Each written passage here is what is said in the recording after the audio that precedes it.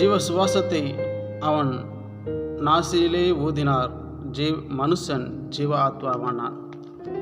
தேவன் நம்மை மண்ணின்று நினைவு கூறுறாருங்க.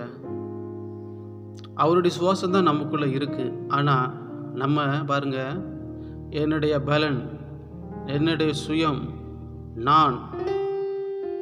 நான் செய்துவிடுவேன், பணபலத்தினால் செய்துவிடுவேன், ஆள் பலத்தினால் செய்துவிடுவேன் என்று எண்ணி சுயத்தில் இறங்குற காரியம் நிறைய இருக்குது. பிரியமானவர்களே, தேவன் நம்மை எப்படி நினைவு கூறுகிறாராம்? நாம் மண்ணின்று நினைவு கூறுகிறாராம். தேவனே நம்மை மண்ணின்று நினைவு கூறும் பொழுது நாம் நம்மை ஒரு பொருட்டாக எண்ணலாமா? நான் என்கின்ற ஒரு சுயம், நான் செய்து விடுவேன், என் பலத்தினால தான், நான் தான் செஞ்சேன். பிரியமானவர்களே, இப்படிப்பட்ட